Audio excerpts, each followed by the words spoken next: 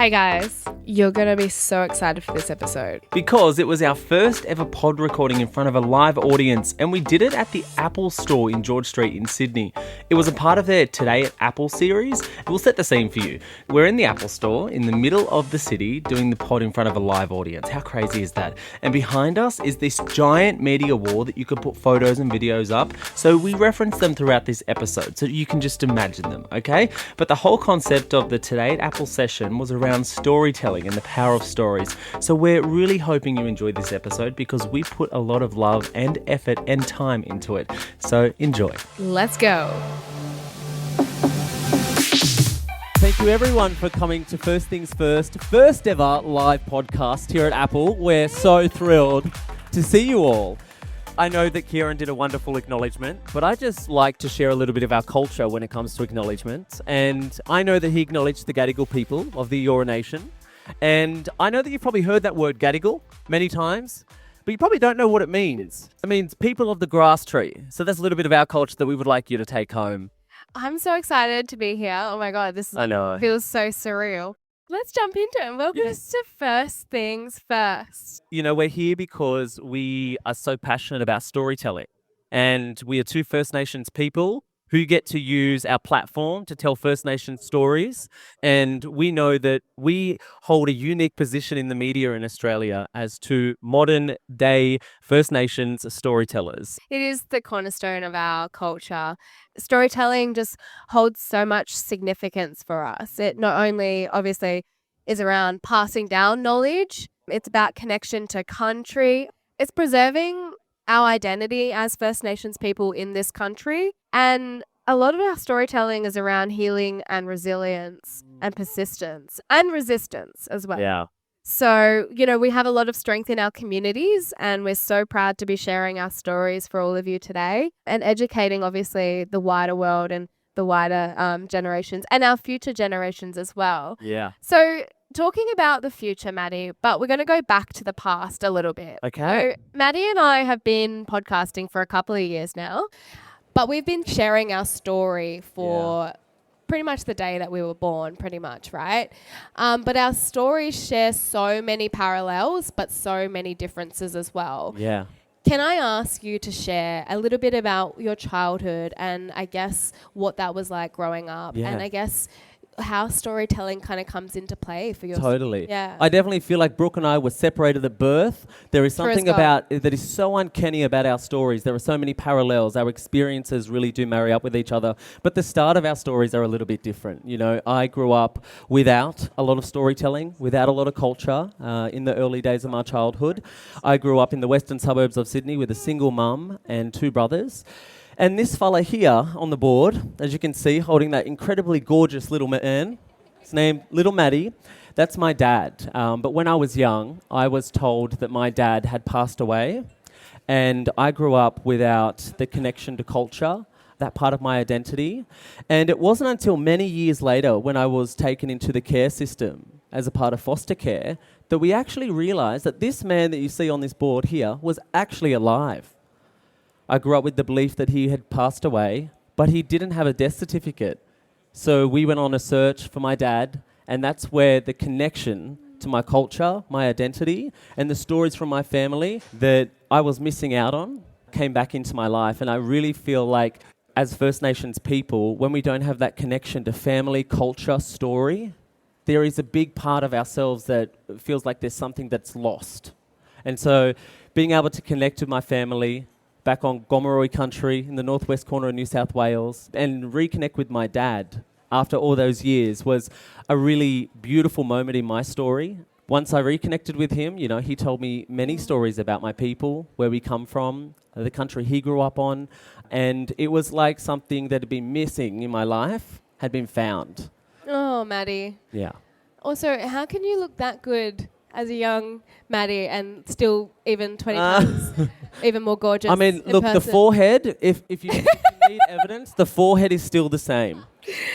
Oh, Maddie, that story is just, I guess, the gravity of that and the weight of that. You know, little Maddie growing up, not thinking that his dad was there and then finding that and then so that, storytelling is about reconnection sometimes. And I think that's really beautiful. And I know that, your story started a little bit different. You had your family around in your younger days. And I love the story that you tell about the turtle and the totem from when your mum was pregnant with you all the way back then. Yeah. So my story, again, similar to Maddie's, but very different. So growing up in Carnarvon on Yamaji country, I was so blessed to have a family of matriarchs, my mother and my grandmother, who are in those photos, and I will not look at them.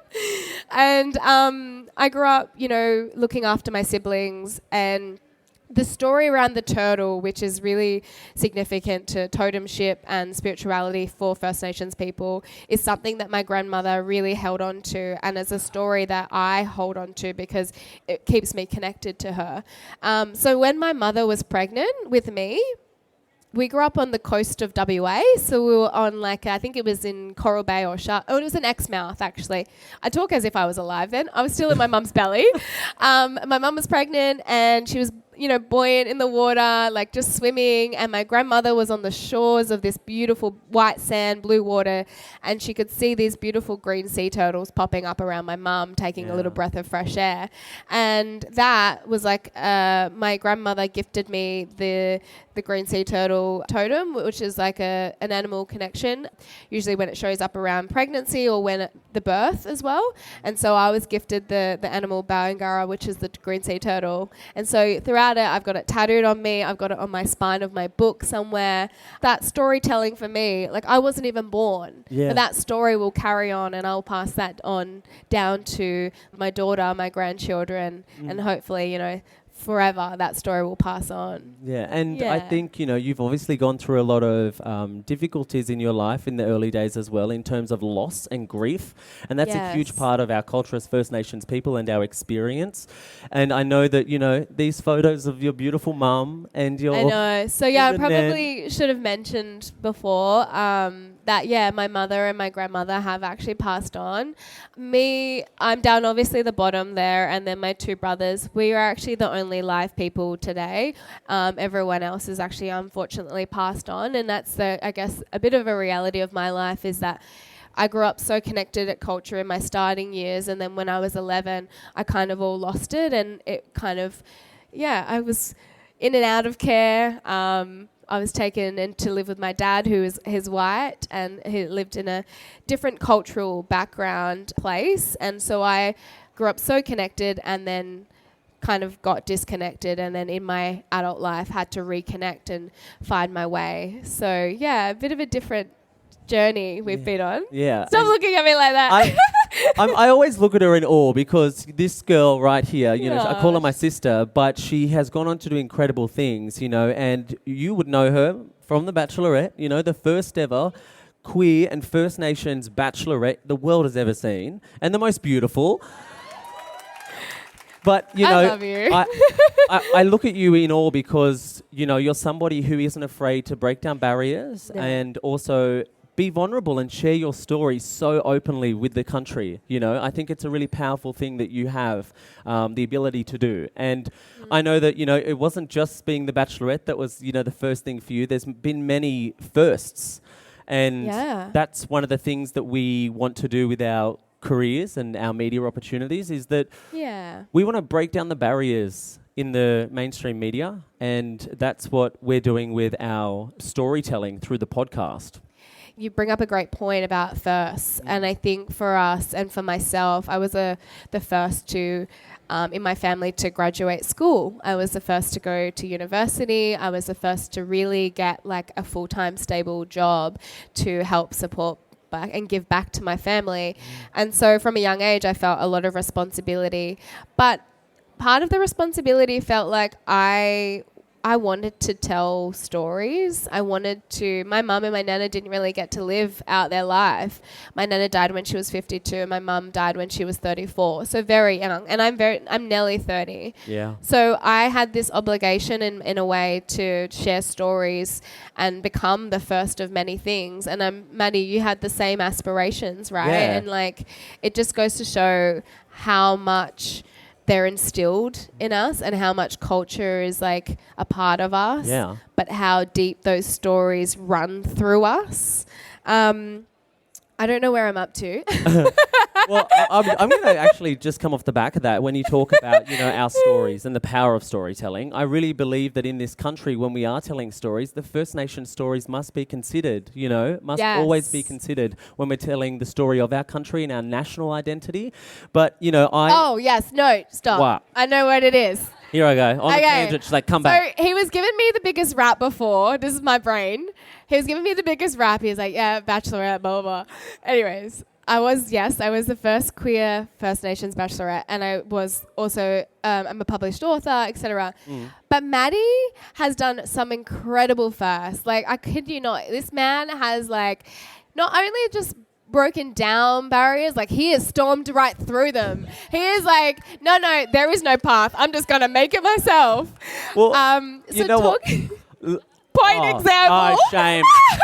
Really?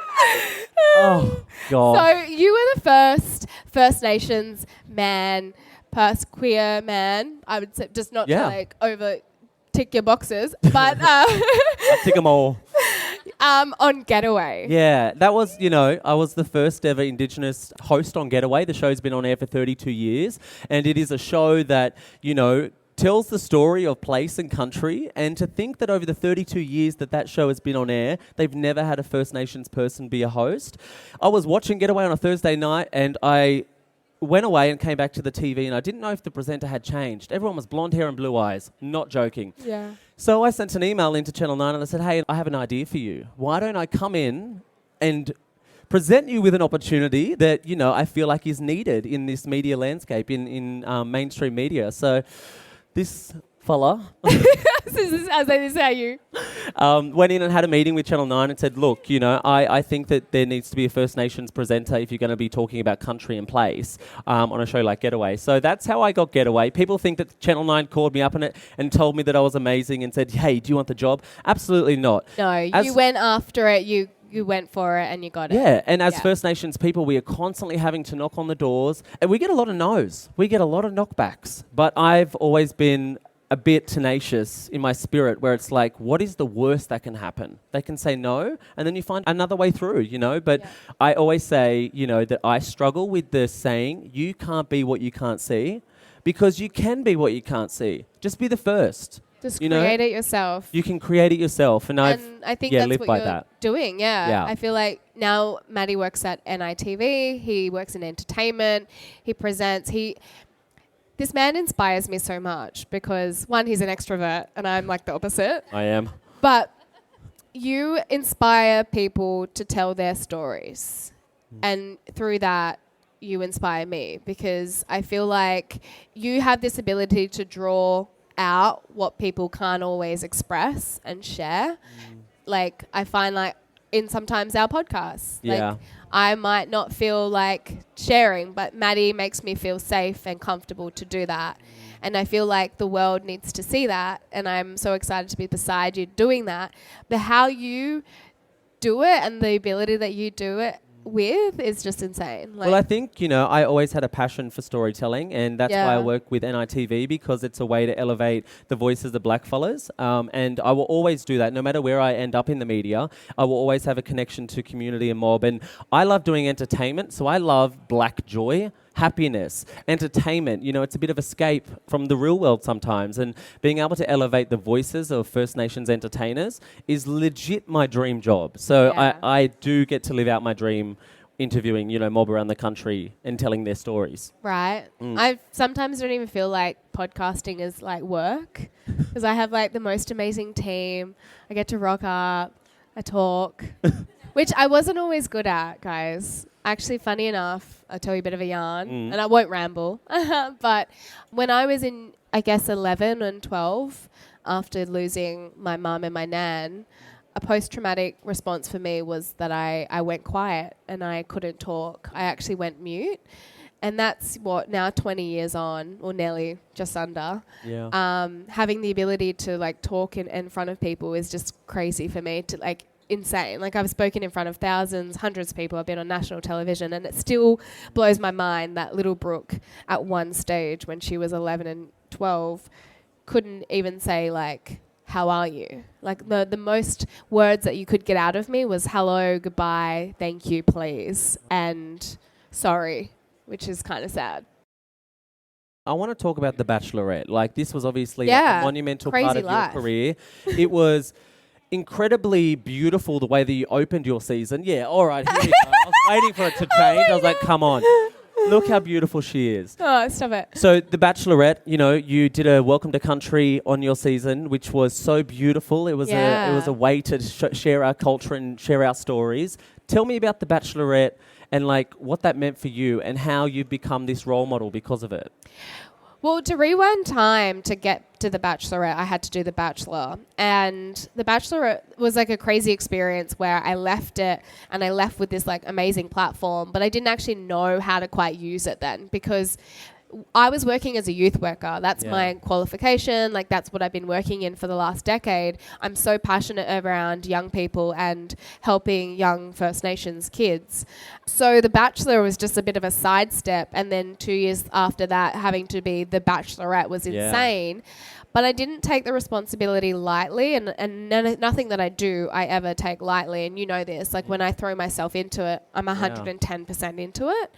And so I use this as an opportunity to storytell, to like show people that First Nations people aren't what Australian media always make us out to be, which is violent and aggressive and drug addicts. Like, it was actually not okay that people thought of us like that. And I wanted to show that we're a culture of love and community and respect. So being The Bachelorette was a crazy experience. And I just wanted the Welcome to Country to open up that and show that this season was about love, community, and also I welcomed anyone. Like, whoever watched my season, it was a bit different to normal seasons. Like, it was actually carried out with a lot of acceptance and a lot of love and a lot of queerness, which I'm so proud of.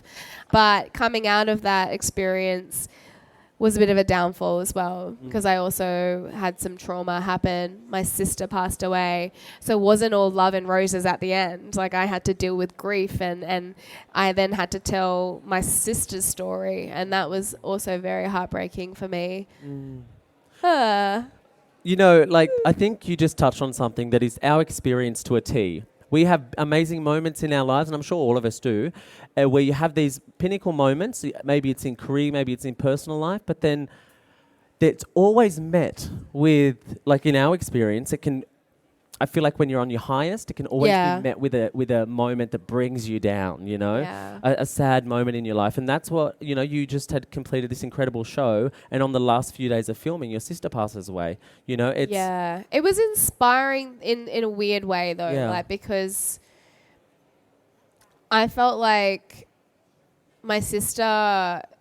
didn't get to live her like childhood or life. And I feel like that's also, seeing her grow up was what led me into youth work. Yeah. And I wanted to show young people, I guess, the life that they can have, full of an abundance of love, community and happiness and black joy and fun. And I guess like my sister sort of inspires that story in so many ways, because I guess overnight when I went on the show, on The Bachelor and then Bachelorette, I became all of a sudden like an instant role model, I guess. Yeah. But I didn't have those role models growing up, so I kind of had to like mimic or like try and be what I needed when I was younger. Yeah. And so for me, like, that was about being honest where I came from, being really proud of who I was, using my story as like power, using my vulnerability. I am the most like sookiest person ever.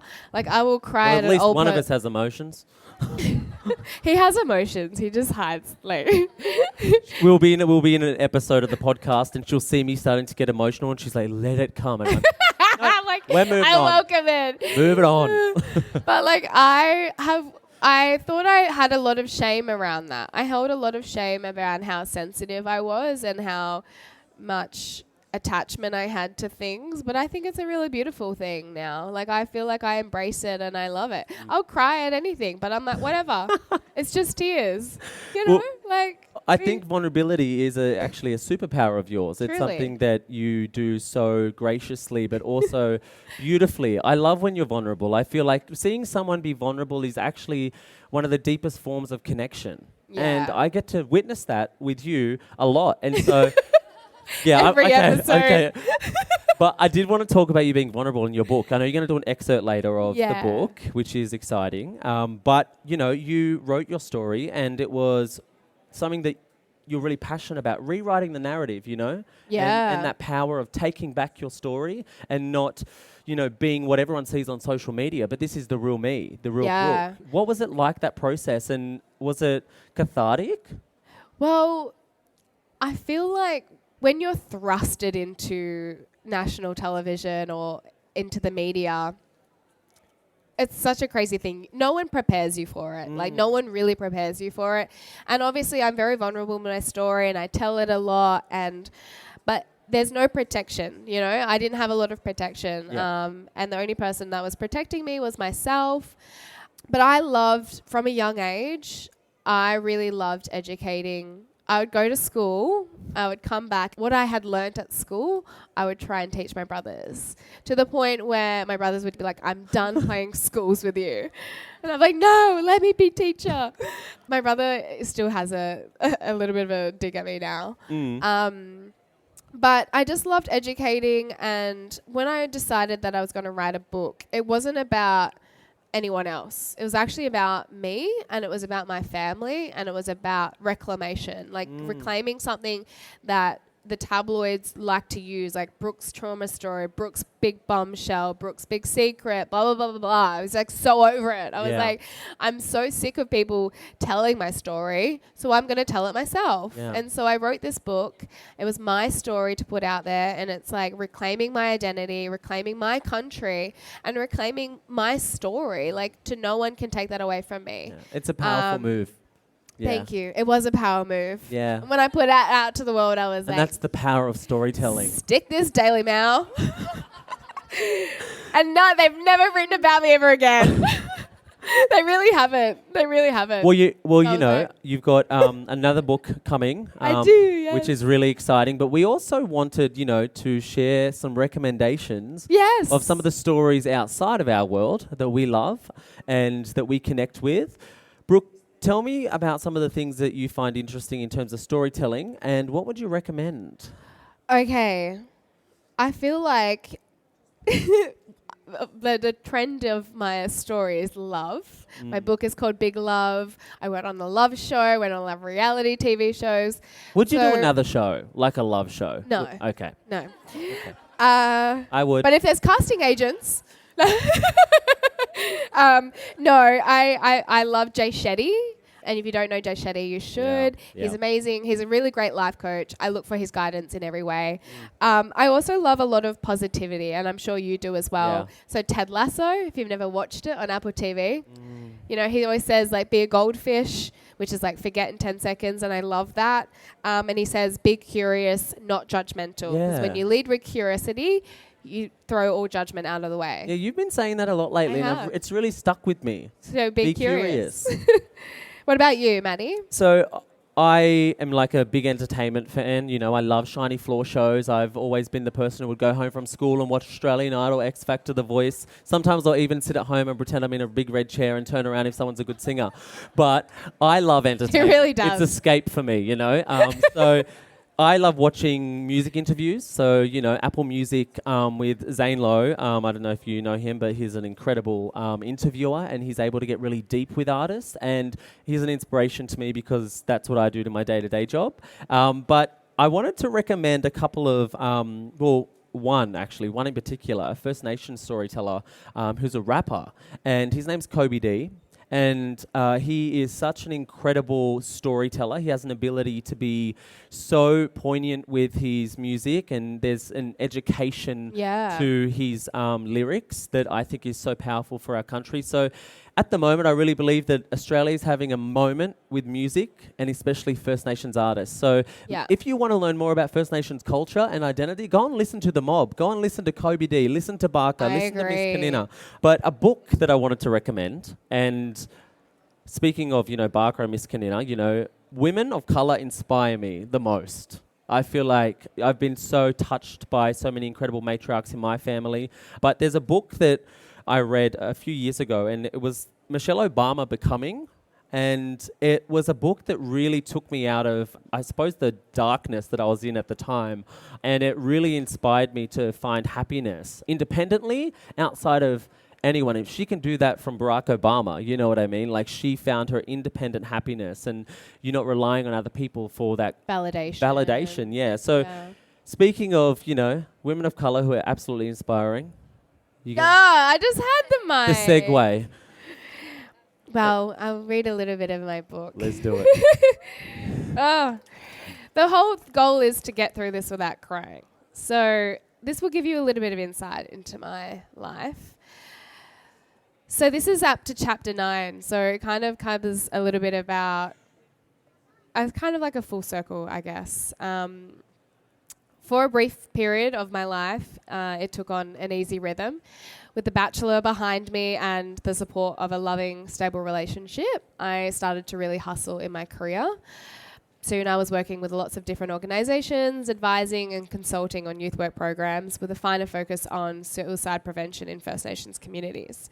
Occasionally, when I would walk into a room full of old white men, the energy in the room sometimes felt a little bit hostile, as if they were thinking, what can this little black girl teach me? But then I had grown in confidence so much that I knew what I was offering was important and I could help save lives. So I just looked them in the eye, and they didn't waver in any of my advice or suggestions. And I think I honestly felt like I'd earned slightly a real respect in that industry. Some really exciting opportunities came my way at this stage. One of the best was being asked by UWA to give a TEDx talk. It's actually out there, so if you still want to listen to it. And this is where I was talking about my experiences growing up, and that request was just insane, and it completely changed my life. I loved having such a big, engaged audience, and sometimes it was a struggle to see how many people were there, even strangers on the street, and seeing me in a particular way, the girl from The Bachelor with a glamorous, easy life. Sometimes I had a bit of a unusual way of thinking about that. But while I hadn't broadcast the details of my family life and the trauma and hardship I'd suffered growing up, I'd never hidden the toughness of my background as an Aboriginal person or shed away from talking about or expressing my queerness. And the assumptions about who I was bothered me. One of the other things that bothered me was that some people saw me as a damsel in distress who needed to be saved by Nick on The Bachelor, and that wasn't true either. So these assumptions meant that a lot of people didn't see the real me, and I wanted to make sure everyone could, especially any young girl or woman who was living with poverty and disadvantage in their lives. I knew how important visibility is in breaking down stereotypes, and now I had an opportunity to talk about my story with more nuance than just headlines in the entertainment news items and snapshots and sound bites on my Instagram account.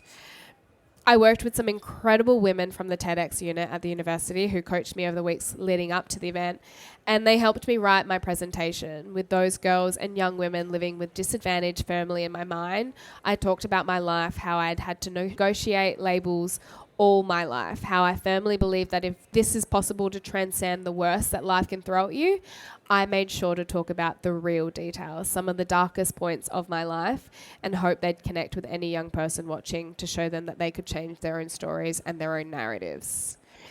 This was one of the most gratifying things I'd ever honestly did, and I still get goosebumps whenever I watch it. I can see that young woman on stage and still working out who she is, but there is like such a strength there too. Oh my God. See, I'm such a sookie bum. But just as one part of my life was really taking off, another chapter was coming to an end. Blah, blah, blah. I broke up with my boyfriend. I'm going on about it. We were both heartbroken. It made a decision that, we needed to quit. But through all that chaos, I really needed to get out of the city where I was living and to be alone on country. But there is something so liberating about the highway stretching out ahead of you and nothing holding you back. It honestly, if you're going through a breakup, go for a road trip. My biggest suggestion. I went to Broome, and when I left Broome a few days later, my cup was just so much full. Like, if you went to Broome, you know what Broome's like. It's stunning. Just don't go in the wet season. I took the drive home back to Perth and stopping when I needed to, and there was one place I wanted to visit before I went back to my busy life. I wanted to commune with Mum and Nan, and there was only one place for that, which was the Quabba Blowholes and Beach, which is where I was kind of talking about before, the blue waters, and that's kind of like how I picture my childhood. Driving up to the park, I stopped at the ranger station to get my permit, and the ranger asked me if I was here alone. Glancing through the window of my car, I lied and I said, "Oh, my boyfriend is coming later today to join me." Suddenly realizing in that moment I was very vulnerable and I was a woman on my own heading into an isolated bush to camp overnight. It was pretty flimsy protection, but it quelled an unease I felt.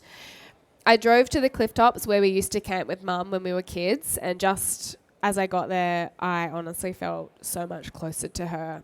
I pulled out my tent, set up my camp, and then walked to the best spot along the cliffs where you can gaze down at the blowholes and the ocean stretching out in front of you as far as the eye can see.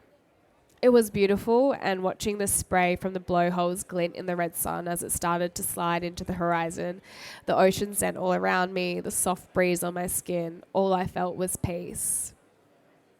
Then I walked the short distance to the white sands of the beach, and as I swam in the water, it felt as if the ocean was washing away all the pain from my breakup with Nick. Immediately, I felt strong. I felt more like myself than I had in a long time. Country always grounds me, and water is so central to who I am, who my people are. There on the beach, it felt as if my mum and Nen could hear every thought that they were there with me, taking in the sorrow I felt and reflecting back to the strength and the hope I knew I had inside me too. Ooh. Sorry, I could get through that. I mean, that ending, you know, of being cuddled by country and your mum and Nen's spirit, like, it's such a beautiful picture. So thank you. I thought I was rambling a little bit because I was talking about my breakup, but I feel like... You need context. Yeah, you need context. So there you go. Wow. And that's the power of storytelling. He really should be on his own show, shouldn't he, guys? I know that there are other moments in my book that if I just cannot. Like, I will just burst out. Yeah. But thank you so much for listening. Honestly, guys, it means so much to share that with you. Thank you so much, guys. I just want to take this moment to... Well, we show up, and today you guys actually showed up for us, Apple, for this great opportunity, our team for this awesome opportunity, and to our followers and people that just popped in and made the time to come to watch me cry. No kidding. Thank you for listening to our stories. Yeah. Thank you for taking the time, and I hope you feel the love reciprocated from us. That's really big, is like a give and pull and a pull and push, give and take relationship. So the best thing about you sometimes is that you say the saying that is just not the saying. It'll be like she'll try and get it out, and it's like, that's definitely not it. It just means like, I love you guys. You love me. That's we love you. Thank you so much. Thank you. Thank you. Thanks, guys. Thank you. Oh, we had such a fun time doing that. We hope you enjoyed listening to that episode. It was epic. My heart is still racing from that. We just have to thank Apple again for the opportunity. It was such a great experience for both Brooke and I. But stay tuned because there is more like this to come. We hope you enjoyed it, guys.